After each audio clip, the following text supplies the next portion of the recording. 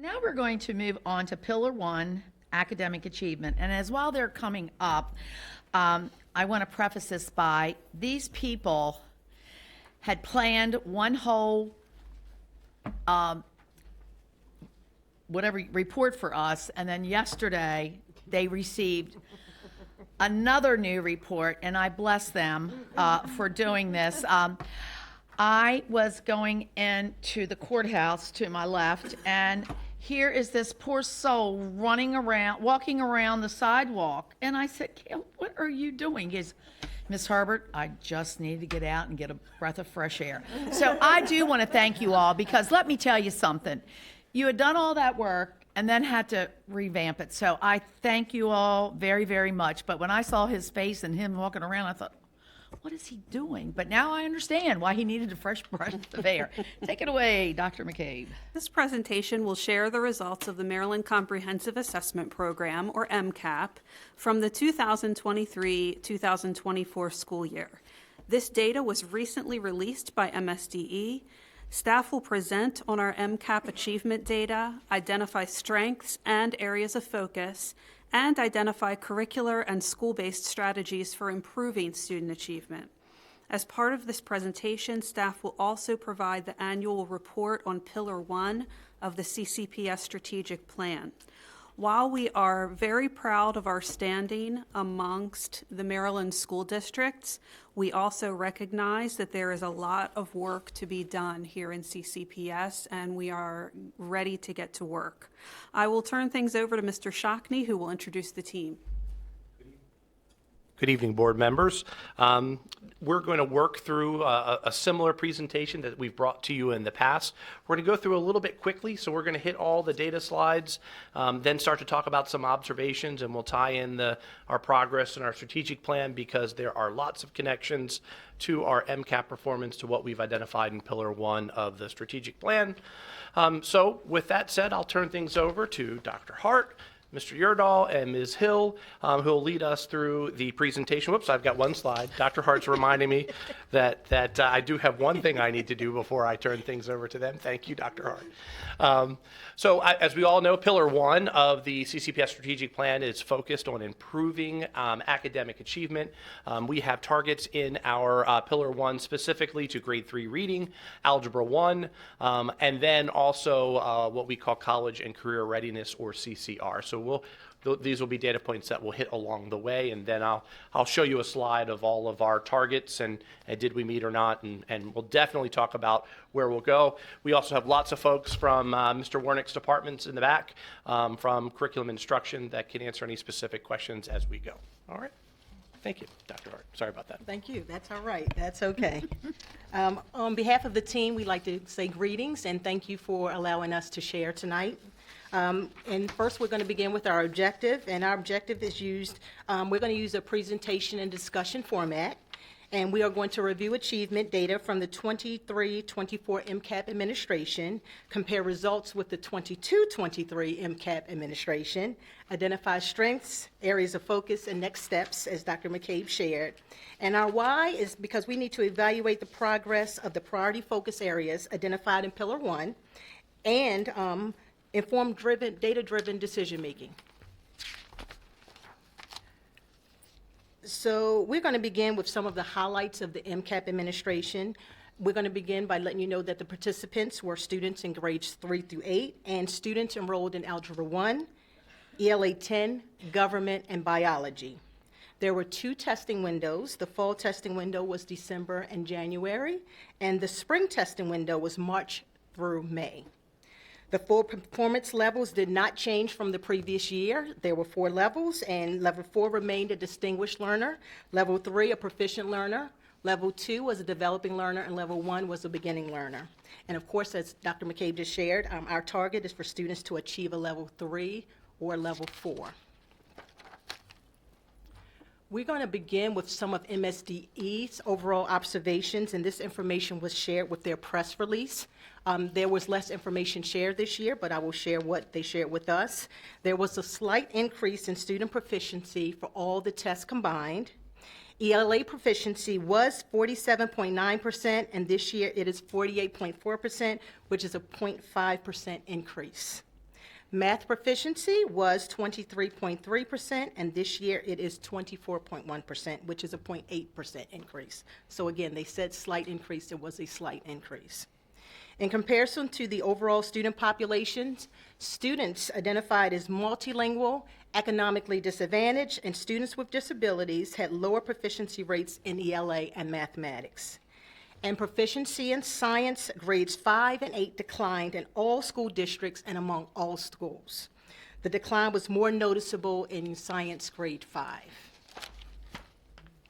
Mr. Yurdahl will share state and CCPS comparison data for the ELA MCAP, and then I'll come back and summarize the information at the end.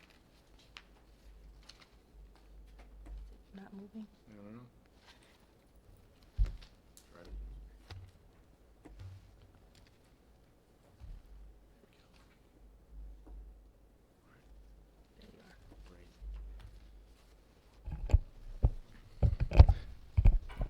Good evening. This is a map provided by MSDE that highlights a range of proficiencies in all ELA MCAP assessments by county, ranging from 27.7% to 69.4%.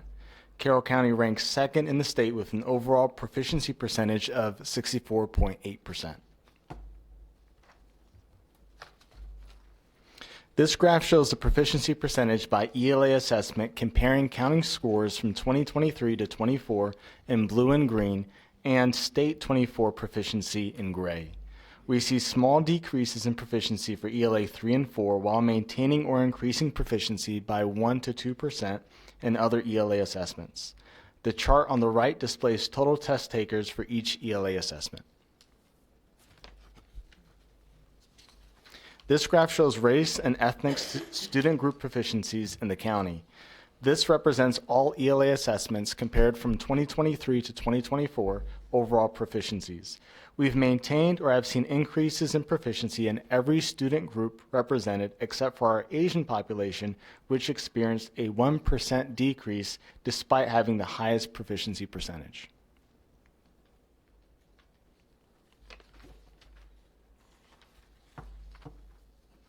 Looking at our farm students, we see a similar trajectory to our overall numbers with proficiency decreases in ELA 3 and 4 while maintaining or experiencing increases in all other ELA assessments.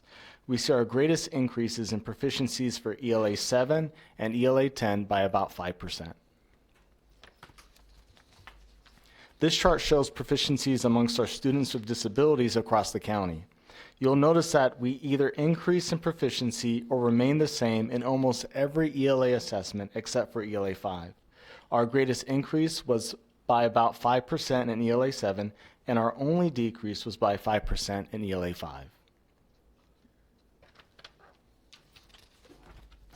These charts provide the state ranking as well as the proficiency percentages for each ELA assessment for student groups farms, students with disabilities, and multilingual learner.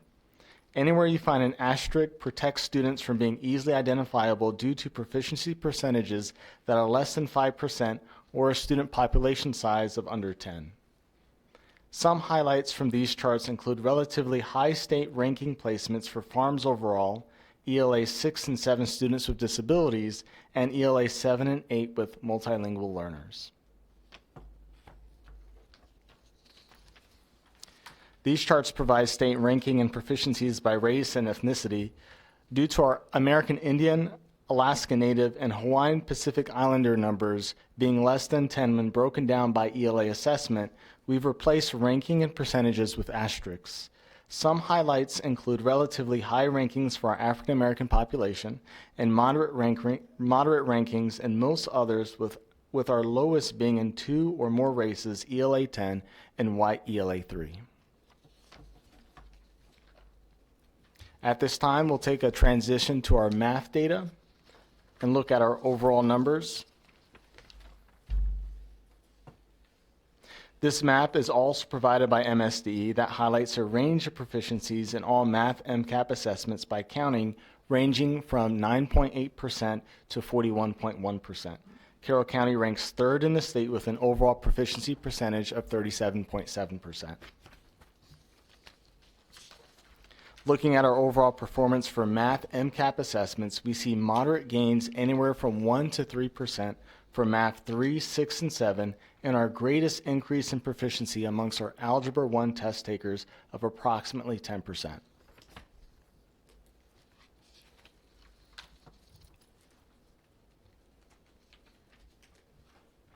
Here's a graph representing the proficiency comparison of our students from 23 to 24 incorporating all math MCAP assessments. We find increases in proficiency amongst our students who self-identify as white, Hawaiian Pacific Islander, and Asian, with our highest increase being 7%, and decreases amongst our student population who self-identify as American Indian, Alaska Native, Hispanic, and 2 or more races, with our highest decrease also being 7%.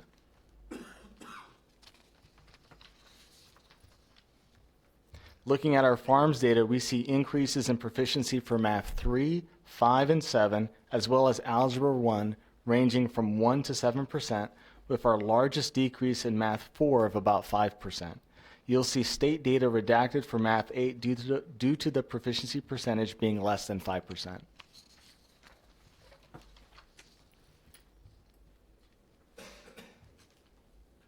For students with disabilities, we have data redacted for Math 6, 7, 8, and Algebra 1 due to the proficiency percentages being under 5%. We do see an increase in Math 3 of 1% and a decrease of 2% in Math 5.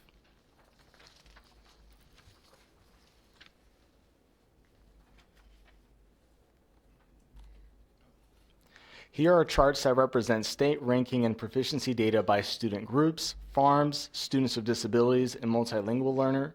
Some highlights include moderate to high rankings with FARMS students, but proficiency percentages still remain low in many areas.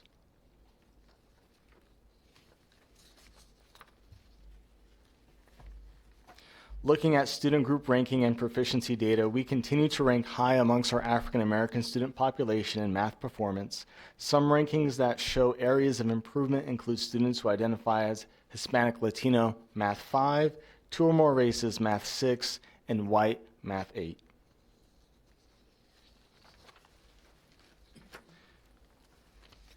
Now I'll go ahead and pass the science portion of the data presentation off to Ms. Hill.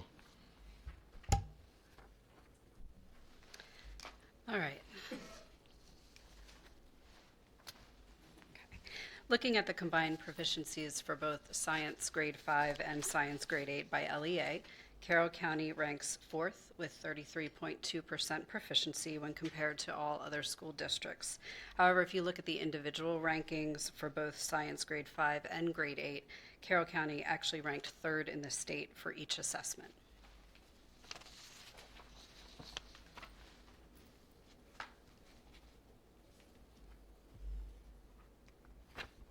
And when we look at overall performance, we see that Science Grade 5 had a decrease of 22% proficiency from school year 2022-23 to school year 2023 to 2024, while Science Grade 8 had a decrease of 3%, but it should be noted that both have a higher proficiency level than the state data.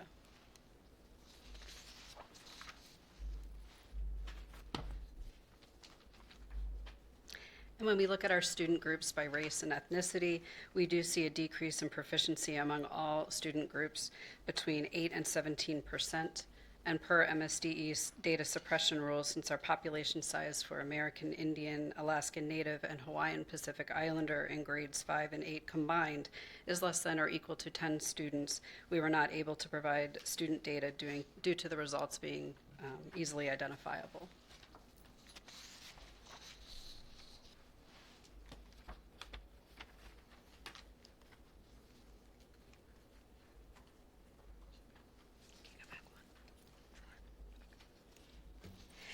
All right, and when looking at our farm student groups, we see a decrease in proficiency percentage from the prior year in Science Grade 5 of 15% and a decrease in Science Grade 8 of 2%.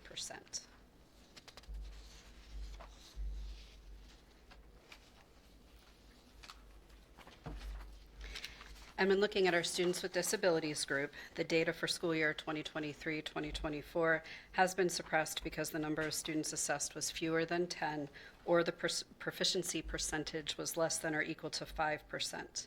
And it should also be noted that the proficiency data for the state for science grade 8 was also less than or equal to 5%. And looking at our state ranking in student groups, our FARMS group ranked 3rd for science grade 8 and grade 5 ranked 5th in the state. State ranking has an asterisk in both students with disabilities and multilingual learners because the groups were 10 or less students were assessed, or that the proficiency was less than or equal to 5%. And when looking at our ranking data by race and ethnicity, our Black African American students ranked 1st in the state for both grade 5 and grade 8 science, while our students who identified as Asian ranked 2nd for science grade 8. And now we'll move into our college and career readiness standards. So the new college and career readiness standards were adopted by the State Board of Education in January 2024, and there's 2 options for students to achieve CCR. The first option requires an unweighted GPA of 3.0 or higher, and either a grade of A, B, or C in Algebra 1, or a proficient score in the MCAP Algebra 1 assessment. The second option requires students to score proficient in the MCAP ELA 10 or the MCAP Algebra 1 assessments. And the CCR flowchart on the right is just a visual representation of these options.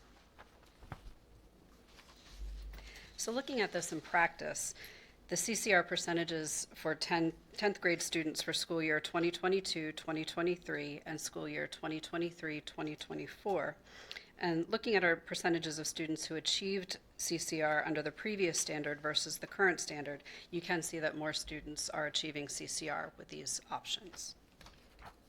And I'll turn the presentation back over to Dr. Hart. Thank you, and thank the clicker for working with us at the end. But I just wanted to give some overall observations from the data that was just shared by Mr. Yeardahl and Ms. Hill. First, we continue to perform above the state average in proficiency and rank high in all assessments in comparison to other districts. However, we completely understand the need and are focused on increasing the number of students achieving proficiency in all areas. And the content supervisors that are behind us have been working hard and working and meeting with us quite often, and so we appreciate the collaboration with them. We are above the state average in proficiency in our ELA assessments, and we maintain proficiency percentages in ELA 5, but increased in ELA 6, 7, 8, and 10. We decreased in proficiency percentages in ELA 3 and 4. In comparison to the 2022 to 2023 school year, the ELA MCAP results, ELA 7 and ELA 10 had an increase of 2%, resulting in 70% of the students achieving proficiency. In ELA 10, Black African American students increased by 6% and ranked 2nd in comparison to 6th the previous year. And Hispanic students increased by 5% and ranked 5th in comparison to 9th the previous year. For ELA 8, students with disabilities increased by 6% and ranked 5th in comparison to 9th the previous year. And ELA 3 and ELA 4 farm students decreased by approximately 3%. And we gave you an approximate number because there were some decimal points in there, so we just kind of averaged up or went down depending on where the number was. So I'm going to use that approximate for that part. And then if you look at the overall math observations, we maintained our proficiency percentages in Math 5 and increased in Math 3, Math 6, Math 7, and Algebra 1. We decreased in proficiency percentages in Math 4 and Math 8. In comparison to the previous school year, in Algebra 1, our farm students increased by approximately 7% and ranked 4th in comparison to 8th the previous year. Black African American students increased by 3% and ranked 1st compared to 2nd the previous year. White students increased by 10% and ranked 5th in comparison to 14th place. Students identified as 2 or more races increased by approximately 12% and ranked 7th in comparison to 15th the previous year. And our multilingual learners in Math 3 maintained a 3rd ranking, and the proficiency rate increased by approximately 8%. Our science observations, we ranked 4th in science, grades 5 and 8 combined in comparison to the other school districts. However, we do want to note individually, both science grades 5 and 8 ranked in 3rd. We performed above the state average in the science grade 5 and 8 assessments, but we decreased in our overall proficiency percentages. And then when you compare that to the previous year's results, in science grade 8, Hispanic students had an increase of 4% and ranked 6th in comparison to 7th. And our Asian students increased by 2% and ranked 2nd in comparison to 7th. We had an overall proficiency decrease of 22% in science grade 5 and 3% in science grade 8. And next, Mr. Shockney will share information on Pillar 1. Thank you, Dr. Hart. Okay, board members, so we're just going to take a moment, and these are screenshots just directly from your strategic plan. And last year we set some baseline targets, or a year before that actually, we set some baseline targets, and for what we wanted to achieve for 3 years of the plan. The first priority focus area there is related to grade 3 ELA. And while we comparatively scored very high across the state, our grade 3 reading data didn't grow, in a sense, and I would probably use the words remain flat or stagnant. But overall, in the all-student group, it didn't grow. We had a target of 65%, and our overall achievement was 61%. Same thing, we identified then the 3 key student groups, or just 3 student groups identified in the blueprint. All of our student groups are important, but the 3 targeted priority areas in the blueprint: students experiencing economic disadvantage. We had a target of 50%. We scored 41%. Multilingual learners, we did meet our target there at 22%. We met the target of 20 or greater. And then our students receiving special education services, we set the target of 20%, but scored 18%. I have specific strategies that we're going to get to as we go as to what we're going to do. But I will tell you now, we have made, we have short-term strategies and we have long-term strategies, but we have made we have targeted grades 3 through 5 this specific school year to accelerate, and I'm calling them some acceleration strategies that we're going to implement this year, in addition to all the other things that we have happening at the county level, at the school level, in our comprehensive literacy plan as well. But I'll get into that a little bit more in a minute. Math, if you could, Caleb. Thank you, sir. So math, we did meet our targets as identified there. We made each of our targets, and probably should maybe up the ante a little bit more, because as you can see in our performance, we're already in some areas, like for example in the all student group, we've already met the target for year 2, so we might want to take a look at bumping up that target slightly. But we did meet our targets for the overall student group, and this is again based on Algebra 1. That was a key component that we identified through the strategic plan.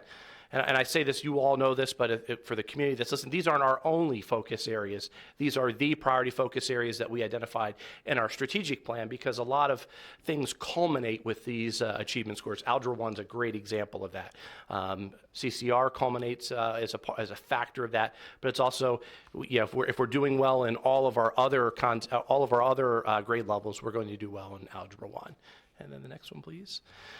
And then the next one focused specifically on CCR, or college and career readiness. This is a little bit difficult because we had apples to oranges. Our baseline was based upon the old metric. We now have a new CCR standard, and we achieved a 58% on that, which is great. There was a slight dip, if you noticed, from when we applied the data to last year's data, but there's some complications with that, because we evaluate that 50% at the end of 10th grade. So we know that we have some students, for example, that might take Algebra 1 and do very well in Algebra 1, but they might take it in 8th grade or 9th grade. So sometimes but the students typically don't take English 10, obviously, until 10th grade. So there's a little bit of time, and that data, there's a little bit of a lag for it all to catch up, because I asked the initial question of, we went up in ELA 10, we went up in Algebra 1, how do we dip a little in CCR, because because that's part of the metric, but grades are also part of a metric as well too. So I think as we have more time and cycle through our students with that new CCR standard, I think we'll continue to see good growth in that area there. All right, so I'm going to turn things over to Mr. Warnick. He is going to talk about some next steps and specific strategies related to curriculum, and then we're going to talk about some specific strategies at our school level. Mr. Warnick. Good evening. Our curriculum administrators have been working hard and looking at next steps. Our focus is really on training teachers on the science of reading, really teaching them how do you teach reading to our students, not only students that are struggling, but how do you then enrich our students who need enrichment. I think, the last couple years that we've fallen away from solid instruction and fidelity to our curriculum, so we're moving back to that and ensuring that everyone understands the purpose and how to teach reading. With that being said, as we look at our new instructional materials, especially for 2 through 4, we're looking at Benchmark Advanced, as we shared with you, and that's really going to support us with new materials in supporting the teaching of reading based on the scientific research around the science of reading. We then hope to phase in the new instructional materials for the rest of the grades, pre-K through first, and then grade 5, if not next year, by the following year, so there's that fluidity across all grade levels.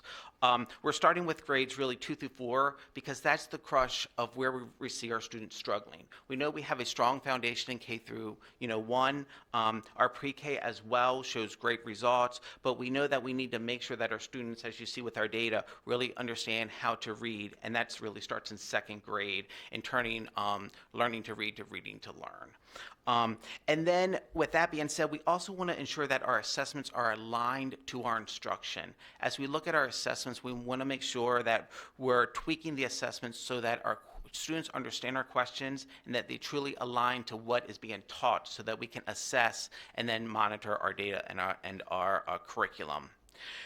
At the secondary level, we're focusing on writing, but that's just not at the secondary level. We'll be backward mapping, communicating through writing, because as we find out, our students know content, but sometimes they struggle to communicate in writing.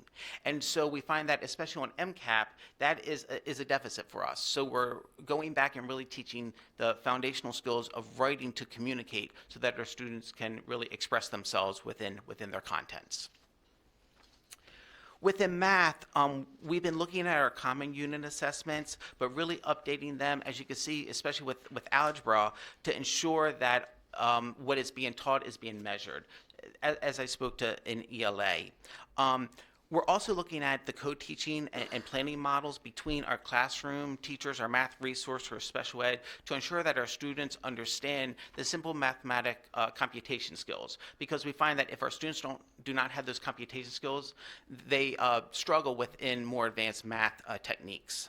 Our supervisors are also reaching out regularly to our administrators and our teachers, to meeting with them to look at data, to look at planning. Our supervisors are also going into classrooms as needed to do co-teaching and supporting our teachers in math. We've also taken, and as we shared with ELA, looking at interventions and supports within math. And so we're looking at several bridges that we've been used at the elementary, but really focusing that on our needs of our students. And then we've really seen great success with IXL within the secondary level, and we'll continue to monitor and use that. And we feel that that has really increased our scores within our local benchmarks, and as you've seen within our MCAP data.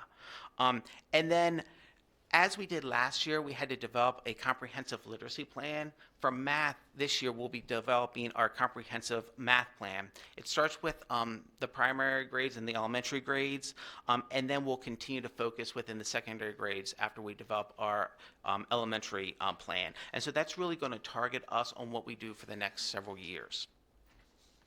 Mr. Warren, can I ask a couple of questions about math before we move on? I know it's one of the, we're in the top 3 in the state. You want to celebrate that, but when you look at the actual proficiency percentages, it's not a good result, right? And I know a couple of years ago we talked about how some of that was driven by COVID and the schools being shut down and missing like some core instruction and math concepts at the end of the year, and then just trudging forward the following year, like missing some of that foundational stuff. And I know that we were trying to catch kids up and try to go back and get some of that foundational work. Does that seem like it's panned out? I'm just struggling with trying to understand why we had a significant drop off in the math proficiency right during COVID, and it hasn't really come back, right? Like, so there've been some increases, but we haven't made up that significant drop off that we had during the pandemic. Three things that are constantly evolving: curriculum, instruction, and assessment. All those three items are very interrelated. So I know that our math folks who are sitting back there are working very hard to make tweaks and revisions to curriculum based upon how our students are achieving on the state assessment, but well as our local assessment. And you've heard us talk a lot about the integration of more common assessments in mathematics, especially at the secondary level. And the team and our teachers have done a great job building those, but they're still in their earlier stages. We're revising and they're evolving over time. But I do think it's going to be a long. It's difficult to impact immediate change with this as well. But I do think as we continue to revise those three things over time, we're going to continue to get better and better. We know that we have more students, looking specifically at Algebra 1, we have more students taking Algebra 1 earlier. And we have great success of our students who take Algebra 1 in those earlier grades. But it's not just Algebra 1, like I'd mentioned before. It's making sure that we've got great vertical alignment between grade levels to where our content is being taught, because there's a lot of mastery content in mathematics, meaning that we teach one subject, one topic, we move on to another, and there's not a lot of opportunity for spiral review, although we do that throughout the course of a unit. But it's fine-tuning that longer range piece. I do think we're going to glean some greater information as we develop and look at that comprehensive mathematics plan under the blueprint. There's a lot of eyes and a lot of folks working on that to say, what is it that we're doing well? What is it that we're not doing well? What do we need to change instructionally? And making sure that written curriculum is what gets delivered. And pacing is a big part of what we do, and a focus area for us to make sure that we're reaching all of our benchmarks that we want to accomplish over the course of the year, because it's very easy sometimes to get too far off from your scope or sequence of activities that you want to do over the course of the year, and then you end up in a situation where you don't get to everything that you need to cover in the course of the year. So that pacing is going to be very important. And I would just add to that during COVID, not only did we see our students struggle to meet the standards, but during that same time, we saw a large portion of our teaching staff retire over the course of those few years. And then we replaced them with many more conditional teachers than we normally employ. And so I think that's a perfect storm, so to say, to see what we're seeing. And so we're realizing now the need for more professional development for our teachers, to get them familiar with our curriculum, our assessments, and the instructional strategies that we want them to use. Because the teachers that are in our classrooms now are younger, more inexperienced, and we saw a lot of our teachers hit that retirement age and take that option. It's helpful to understand all the components that go into it. I mean, I know when we look at the ELA results, we took a big hit after COVID, but those seem to have rebounded fairly well, right? But the math hasn't, right? And we spent a lot of time over the last 2 years kind of looking at the results and kind of building a lot of what you were discussing earlier. It doesn't seem to have manifested itself in the way that we were hoping. So just curious what our thoughts were on. Another component is when you look at math, ELA has many interventions. You can go out and buy an intervention for almost any component of ELA. Math, especially at the primary levels, do not have interventions. It's all really teacher developed. our curriculum administrators develop it. And so if it's hard sometimes to look at those interventions because they're not consistent, there's nothing that you can just roll out and say, here are the interventions. We struggle along with all other counties to look for a math intervention that really supports. IXL is a great program at the secondary level. It's starting to develop, at the, they're developing at the primary level, but we have looked for many supplemental materials and over years, even before we struggled with our scores, and it's just difficult to find something that mirrors what we need. And so I'm guessing that at the individual school levels, they're probably going to be digging much deeper into these results and trying to understand what the needs are at specific schools. We've released some data to the schools so they could begin their summer school improvement planning process, but we knew we wanted to make sure that we got this data to you. We'll do a full release as soon as possible. Ms. Herbert did mention we did get an updated data file from MSDE, so that created a little bit of a scramble for us at the last minute. But we'll release all this data back out. And obviously this connects, and I don't want to steal too much of the thunder of Ms. Gramada and Mr. King, excuse me. But we, the schools use this data on lots of different levels at our school improvement level or the school-wide level, as well as the team level and teacher level. And we have a structure for goals and targets that we set that are all aligned with each other. And I know folks are eager to get their hands on not just their school-wide data, but their student-specific data so they can look at and identify strengths and needs on a small group or even individual basis as well. And the other thing I want to say is that Dr. McCabe announced, and for those who missed the meeting we had with the delegation, they're going to change the MCAP exam again. Yeah. So, come on, people, let's get it together. I mean, it's not fair to our children. And then you can't make good comparisons, of what specifically we need to do. What are we missing in division, or what are we missing in multiplication? Sure. And it's not a service to our students. So, Or our teachers too, because our teachers are like, one thing worked for them and they were seeing good results, and then now it's going to be changed. And thank you, Dr. McCabe, for telling us that. Yeah. That's great. And a great point of support for our local assessments as well, Right. too, because we need our own assessments to evaluate how our kids are doing, and so we can make adjustments as well. Yeah, I'd love to see that kind of information as well, right? Like, okay, you have to do the state assessments and you want to compare yourselves to the other LEAs and everything, but if we think that there's maybe a mismatch between, if our local assessments say that, okay, we think our kids are understanding these, the material much better, we'd want to understand that, Yep. right? Like, are local assessments telling us something very different than the state assessments? Yeah, very much, and we can further break down our data into standards and specific areas within a subject area, and then that helps us. We can do the same thing with our local assessments too. We look for trends. Where are we doing well in both places? Where are we doing bad in both places? Where are we doing better in one and the other, and why?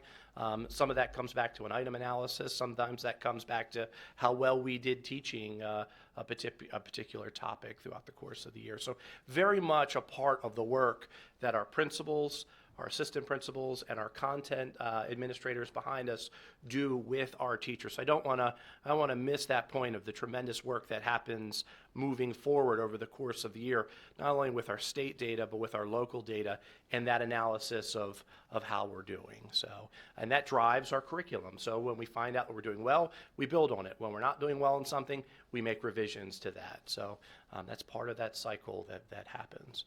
And it also goes back to when Dr. McCabe keeps telling us to go back to the basics, and basic instruction, because everybody that's being assessed right now are all impacted at the primary grades with COVID.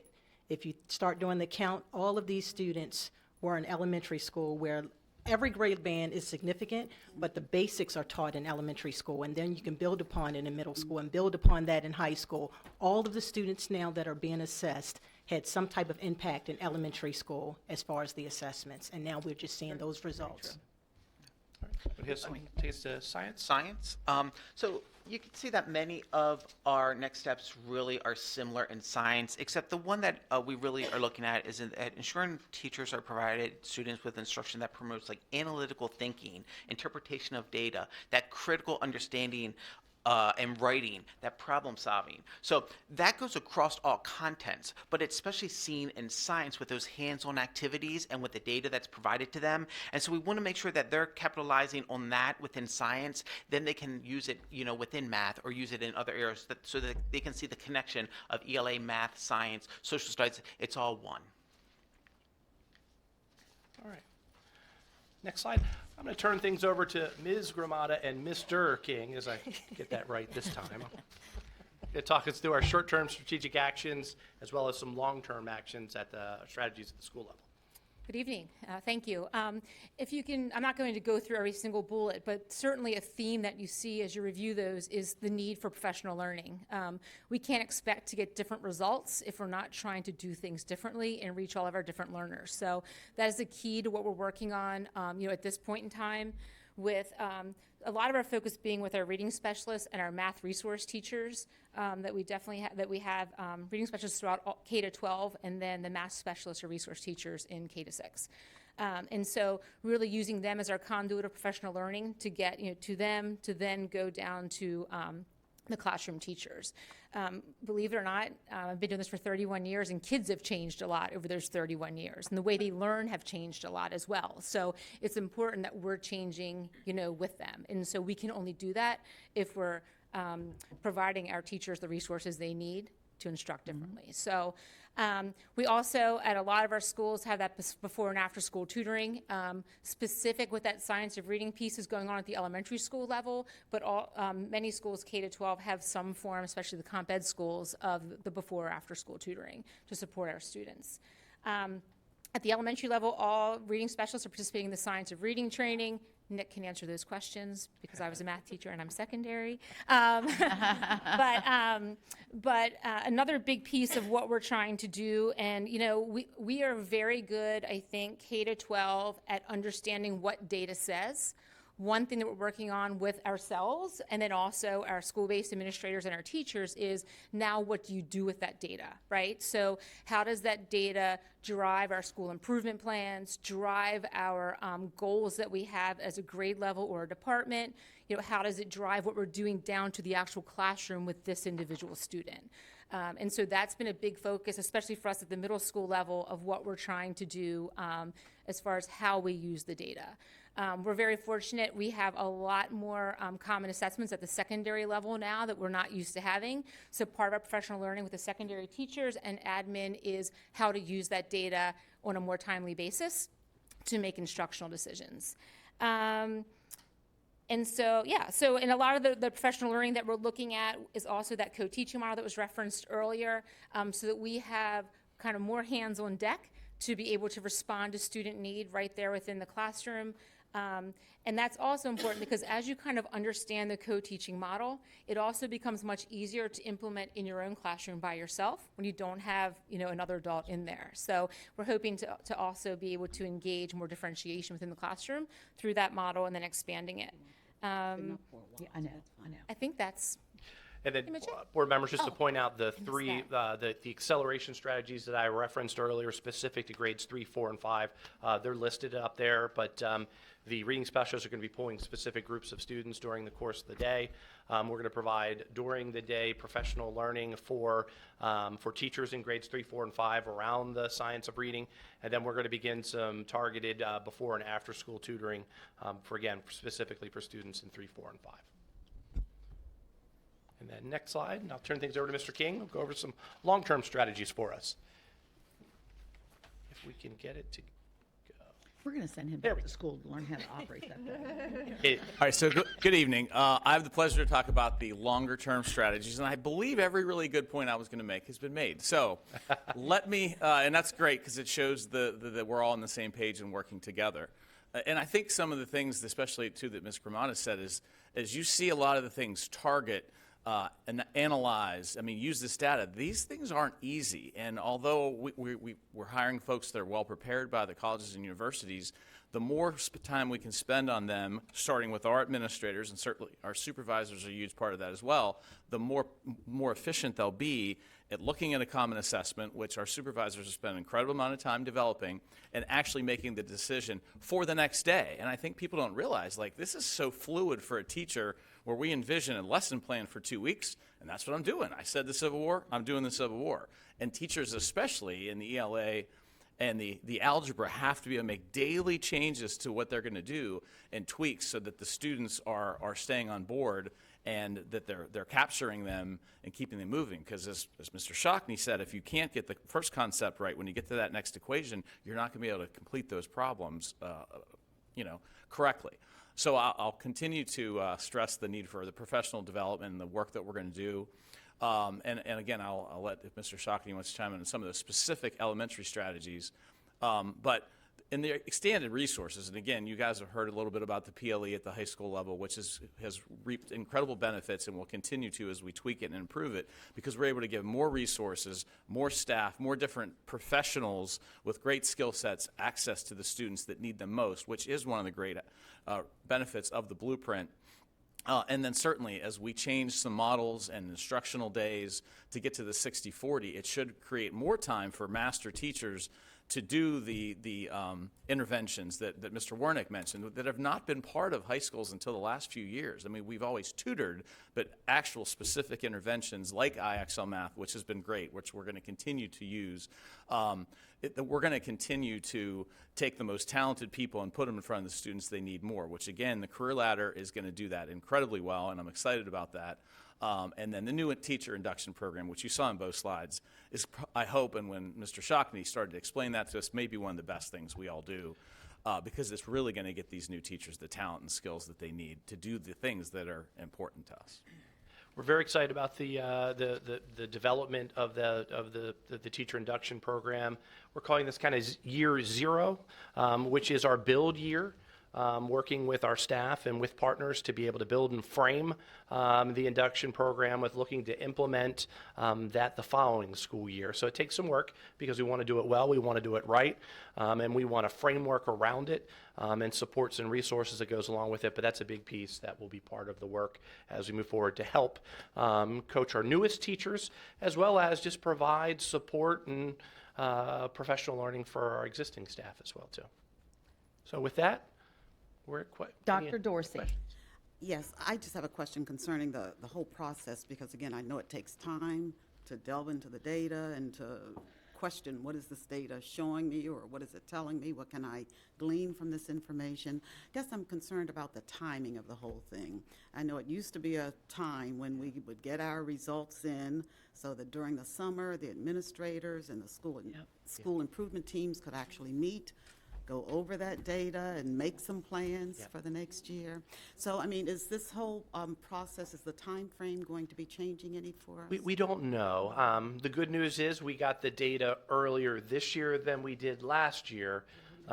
We'd hope that continues to become more timely, because the earlier, to me, I put my old principal hat back on, it is at the end of the school year, early in the summer, is a great time to unpack the year. It's fresh on everyone's mind, what worked, what didn't work. And so the sooner we can get that data, after that assessment window closes, the better things will be. Because again, then we can have some time to think, process, and plan, and then go do. So a lot of our schools, have developed, almost all of our schools have completely developed their school improvement plans. They're going to go back, they'll take a look at things, but it is better to have this from the start. Then this is where we think we need to be, but this is where the beauty of our own local assessments come in. But still, ultimately, we know that there's tremendous weight in the MCAP. So we want to make sure that, obviously our strategies align with, what our MCAP data is telling us. But I agree that the sooner we can get it, the better. And if it's really ideally at the end of the school year or as early as possible in the summer, I think that's when teams do their best work. So are we giving the school improvement teams any extra time? Yes, to they have delve into time. the data? Yeah, so when we kind of heard that the data was coming out, we had a timeline set. They have some flexibility. Almost all the plans are just about all written, but now they're going to go back, take a look at things, and make some adjustments from there. But they do have some flexibility on timing with that as well also. Okay, and I see my old reading assessments are going to be leaving me, the Dibbles and RRI, the running records and all that. Lots of shifts in the Yeah. science of reading. It's very exciting. There are some things that were ingrained that we had done for a long time, but now through research and we're learning that those strategies didn't have the impact that we would hope that they would have. But yeah, lots of changes. Exciting times. All of our specialists are going through that training. They're going to come back and work with the staff, and then we're going to do some targeted initial early work just with our 3 to 5 teachers as part of those acceleration strategies. So again, are the reading specialists going to have time? I mean, are we giving them time so we can have subs? I don't know. That's how we used to do it. We used to get subs in. Yep, so that the their teams professional could- learning. I'm looking back at Ms. Bird is during the day. The reading specialists work. Sorry, come on up. Come on down. This is Ms. Bird, who is our new elementary reading supervisor. Good evening, board members and Dr. McCabe. So our reading specialists had opportunities through our state partnership to take the SUNY reading course, which is asynchronous. They can take portions of it, they could take during the school day. There are some professional learning opportunities during the school day. And they also were invited to participate in a shorter versioned literacy coaching course. So they're going to be very busy this year. Much like the opportunities for the teachers, the state, excuse me, the state also invited all elementary teachers to participate in the SUNY course as well. So, Thank you. sure. Okay. I'm going to make a comment, then Ms. Savigny, then Mr. Whistler. The state knows who I am because I did, in years past, bring it up every month that where are the numbers. So come on, state, let's get with it. And I'm going to tell you right now because my days are numbered. But Carroll County and all over the state of Maryland, we need our numbers earlier than later because we have a job to do. And we work our best when we have our numbers early and that we can work on that. And I will say another thing that I think has happened in the last 4 years.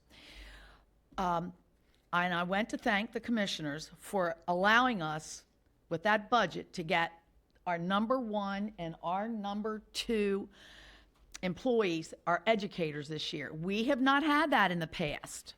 We have had empty positions. We have had substitutes in front of our students. We've had non-certified teachers. We need to go forward. We've got a wonderful workforce this year, and you all have a job to do. So let's get it done and do it right. And I will never forget the night that Stephanie Dale was raked over the coals by you and I when our ELA numbers were not good. And things have gone very positive since then. God bless her. She's moved on. I miss her. I stay in touch with her. But, we need our numbers now. Not later, not when school starts. That serves no purpose for us. We're behind the 8 ball as it is. We need them earlier than later. State, let's get it done. Thank you. Ms. Savigny. Well, Ms. Herbert, you hit on both of the points that I was actually going to make. So, we've been here a so we're while. all good here. Yes. I was basically going to say, the same thing you said about the data, and Dr. Dorsey, you brought up a great point to begin with, where we're getting it too late for, it's like, why do you get the data? You get the data so that you can analyze it and so that you can figure out where you need to make improvements, and you need to be thinking strategically and high level, and you can't do that when you get the data the first week of your new school year. It's too late to do anything about it. It's like you just don't have the time to focus on it the way that you need to and implement it for the beginning of the year because you're already in the beginning of the year.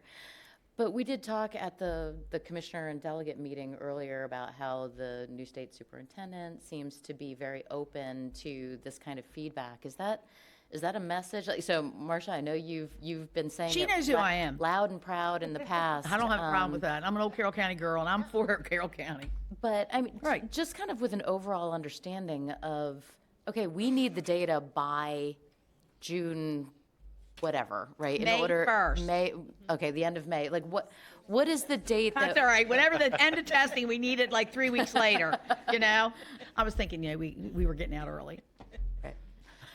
But it's just, Yeah, right. so the state is doing things with the data to, verify accuracy. Like, even if they could just release preliminary results earlier before they do all of their checks, like if they figure something out later on, they can do an addendum. But can we at least get some raw data much earlier so that we can start using it? I mean, is that a message that we can? I'm sure other they're watching jurisdictions us now. I will are tell you, doing they're the watching same us. things. I know that Dr. Wright has heard that Yes. message from many of the districts, and she comes to our superintendent's meetings once a month and just spends time with us as superintendents, and we've talked about the importance of getting our data in a more timely manner, so she does understand that need. Okay. And she listens. That's great. Because, this is what it's all about. This is what we're supposed to be focusing on as a school system. Unfortunately, we've been focusing on Blueprint, which doesn't seem to put much focus on actual performance or results. But, I mean, this is really what it's all about. So I know in the past we've had work sessions and things to go over it and try to understand, okay, where do we think our biggest issues are, and what do you need from us as a board, right? Like, so what are the resources that you need so that we can go advocate for that, with our friends across the street to say, okay, this is, and Blueprint has made it even doubly that hard. But I think we need to kind of circle back and put the emphasis back on this. All right. Mr. Whistler. Thank you, Madam President. First of all, thank you so much for this information. I'd like to also acknowledge Dr. Wright. I'm really appreciative that she gave us all the data, nothing, the truth, the whole truth, nothing but the truth. It's a very refreshing perspective compared to her predecessor. And I am really appreciative of the fact that last year we sat here, and I had, especially with math, I had people tell me that 14th place is not good for algebra, we're going to put a lot of effort, and you did it. So I'm really proud of you for that. I'm really, really impressed with, the efforts that we made, the progress we made in algebra, the progress we've made with our African-American students and some of our demographics. So I really appreciate your efforts there. It really paid off. And I have confidence that you're going to do wonderful things with science of reading, and just making sure that we do better. And I also appreciate you acknowledging right up front that, yeah, we did better compared to a lot of other counties, but we still have a lot further to go, a lot more to do. So again, just kudos to everybody for doing what you're doing. You're on the right track, and I'm just very grateful for your progress so far to date. Thank you, Mr. Whistler. I'm your biggest cheerleader. Go to it. Thank you. I really appreciate it. And thank you all there in the back, too. I Thank actually you. had one more question. Okay, whoops. She didn't have her card up. Sorry. Sorry. I was wondering if it was possible to find a correlation between like this prep work, like the MCAP and the science and the government, if there was a correlation with that with like standardized testing for like SATs or the ACTs, because I know a lot of the counties that Maryland has, like Howard County, Montgomery County, they have really high SAT scores, and I was wondering if that was a correlation with like maybe our coursework with something that would help prepare our students for these standardized testings, especially now that we know colleges will eventually go back to test preferential. So thank you, and I don't know you hear us up here, but we have homework. That's a great idea, and we thank you very much for that. Thank you. Good idea. All right. Thank you all so much for all your time and effort.